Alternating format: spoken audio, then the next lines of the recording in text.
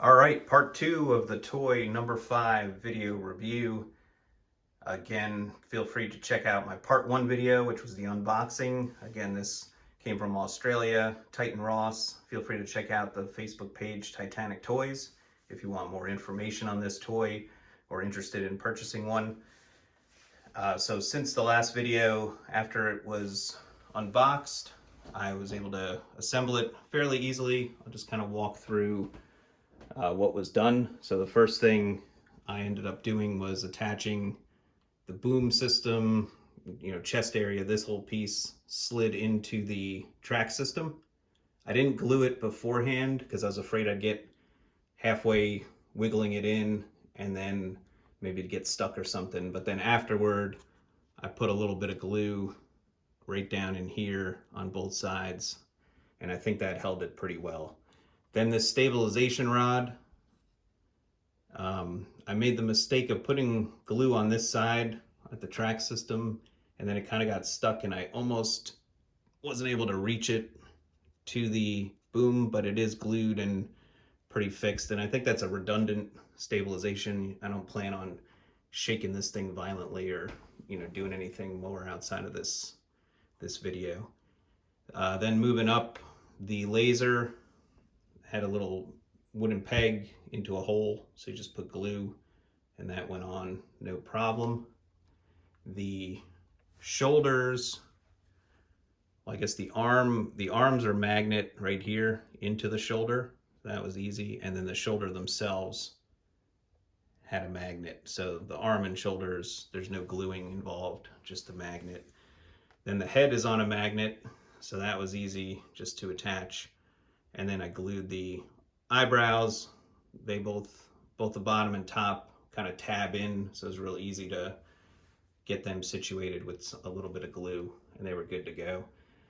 And then this back wire just kind of sits in this hole here. I guess you could glue it, but then you wouldn't be able to remove the head if for some reason you wanted to. So I think it stays fine just like that.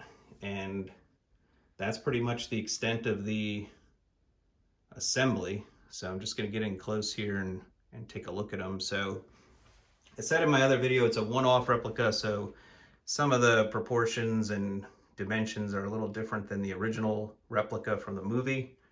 One thing in particular I noticed is the top eyebrows look a little wide when you look directly at it compared to the head. I think overall the head shape is a little more simplified on this version. I think it had a little more boxy, detailed look to it in the original. I think the neck might have been a little longer in the original. The laser, I think, was a little smaller. The arms a little longer in the original. This boom was a little wider. It's a little thinner. And then the track system itself is a lot taller. It was a little like lower and wider in the original. But I mean, overall, it's painted just like the original. It's about the exact same size. It's 15 inches tall. I did weigh it. It weighs over 900 grams. So pretty good weight to it.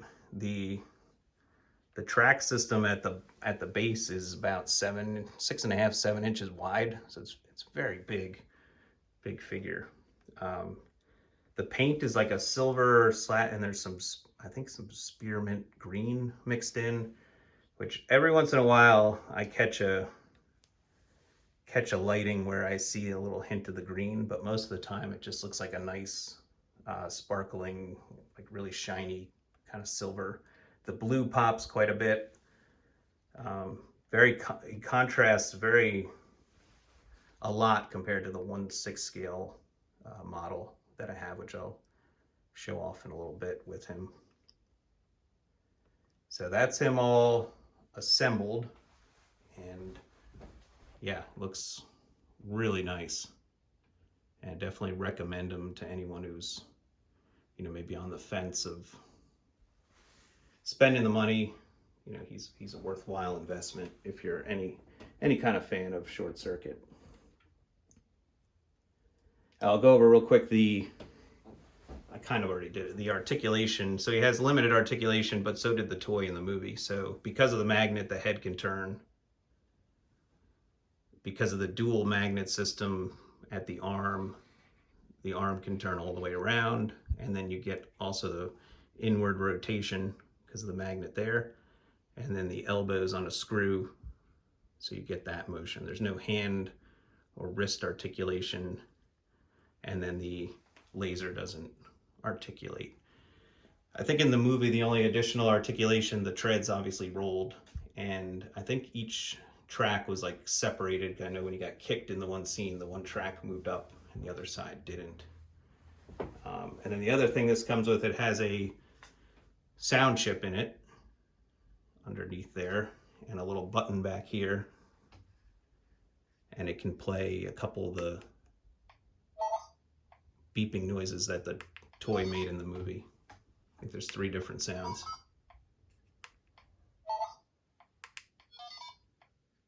So pretty cool addition there.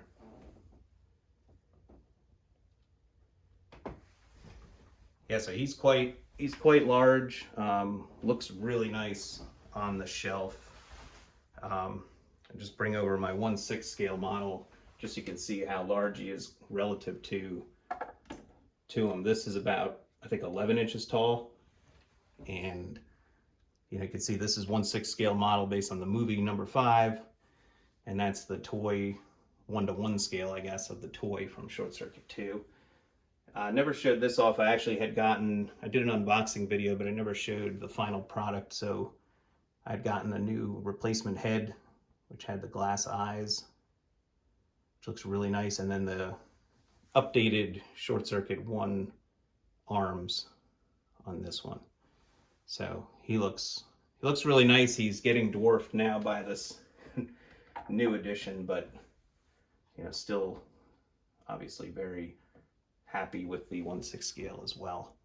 So do a couple other size comparisons just so you get an idea if people are collecting other things. First, just a normal doll. This is a Bellatrix doll from Harry Potter, my daughter's.